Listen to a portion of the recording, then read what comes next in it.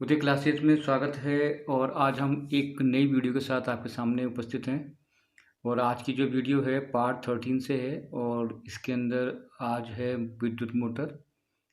और इस टॉपिक में आज हम बताएंगे कि विद्युत मोटर क्या होती है, इसका सिद्धांत क्या है, कार्यविधि क्या है और इसकी बनावट क्या है।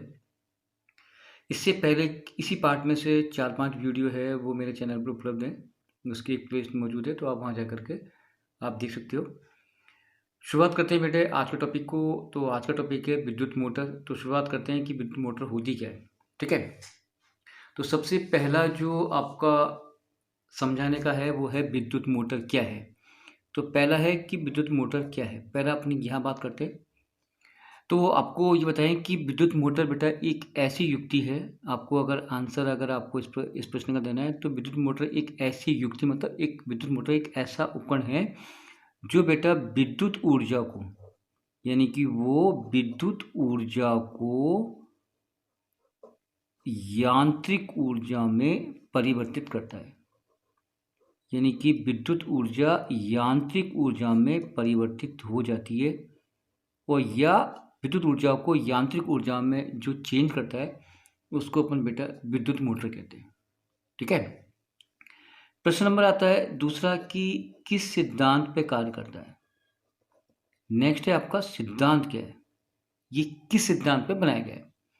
तो इसका जो सिद्धांत है कि यदि किसी कुंडली को, ये कुंडली है बेटा, ये आपका येलो कलर में, यदि किसी कुंडली को चुंबकीय क्षेत्र NH चुंबकीय क्षेत्र है, यदि किसी कुंडली को चुंबकीय क्षेत्र के मध्य विद्युत धारा प्रवाहित की जाती है, मध्य रख करके विद्युत धारा प्रवाहित की जाती है, तो उसमें एक बल युग्म कार्य करता है जिसके कारण कुंडली अपने अक्ष पर घूर्णन करती है। ये इसका सिद्धांत है। एक बार और रिपीट करते हैं बेटा, यदि किसी कुंडली को चुंबकीय क्षेत्र के मध्य रखने के बाद उसमें जब धारा प्रवाहित की जाती है तो उसमें एक बल युग्म कार्य करता है, इस बल युग्म के कारण कुंडली अपने अक्ष पर घूर्णन करती है। ये इसका सिद्धांत है।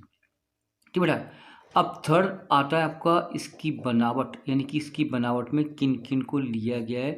तो बनावट में सबसे पहला आता है बेटा आर्मेचर या कुंडली, यानी कि ये आपका पहला टॉपिक है। तो अपन बात करते हैं पहले बेटा आर्मेचर। ABCD एक आयताकार नर्म लोहे का क्रोड होता है, नर्म लोहे का क्रोड होता है जिसके ऊपर तांबे के तारों को लपेट करके एक कुंडली बनती है जिसको बेटा आर्मेचर कहते हैं। ये आर्मेचर दो चुंबकीय क्षेत्रों के मध्य अपने अक्ष पर घूमता है। ये हो गया बेटा आर्मेचर। ठीक है, सेकेंड आता है आपका क्षेत्र चुंबक। क्षेत्र चुंबक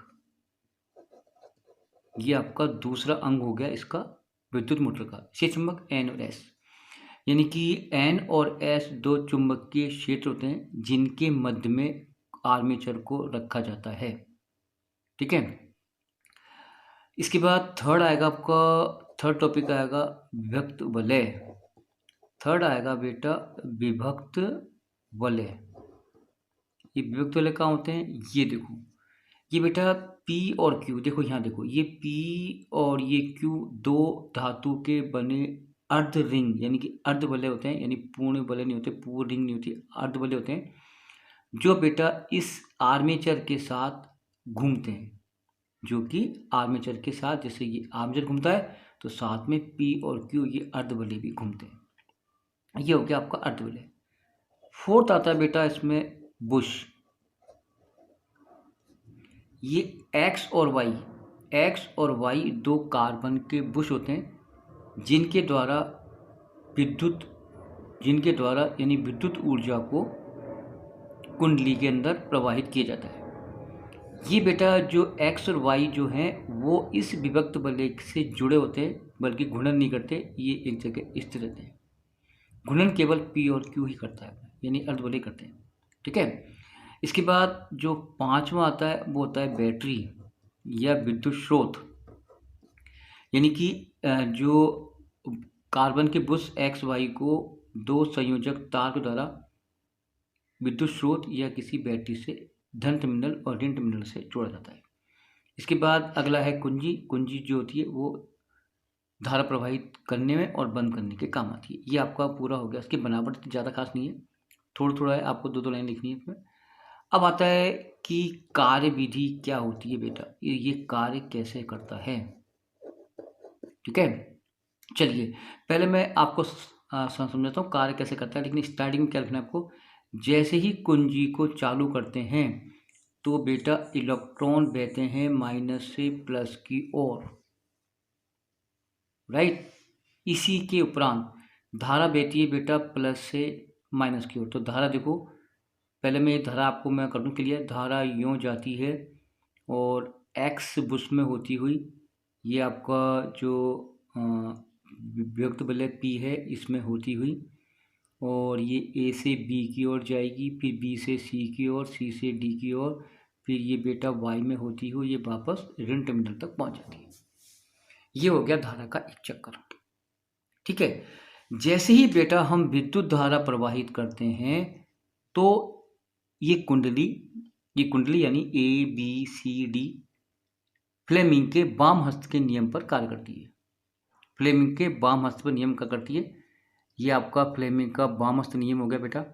ये आपको मालूम है, ये आपकी हो गई मध्यमा, ये हो गई आपकी तर्जनी, और ये हो गया बेटा आपका अंगूठा। तीनों को बेटा इस प्रकार से फैलाएं कि वो 90 डिग्री के कोण बनाएं।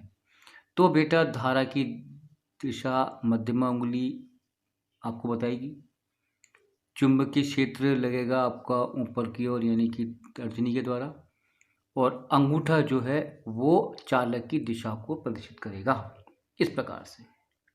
ये बेटा ये देखो, राइट, कोई दिक्कत है बेटा। तो आपको ये फ्लेमिंग का वामहस्त नियम है। तो क्या होगा बेटा, ये कुंडली जो है जैसे ही हम धारा प्रवाहित करते हैं तो ये कुंडली फ्लेमिंग के वाम हस्त के नियम पर कार्य करती है। धारा बहेगी यूँ, चुंबकीय क्षेत्र लगेगा बेटा ऊपर की ओर, और कुंडली की जो दिशा होगी बेटा यूँ होगी एंटी क्लॉकवाइज। तो जो ए और बी जो भुजा है वो बेटा नीचे की ओर गति करेगी ऐसे, और सी और डी भुजा बेटा ऊपर की ओर गति करेगी, राइट।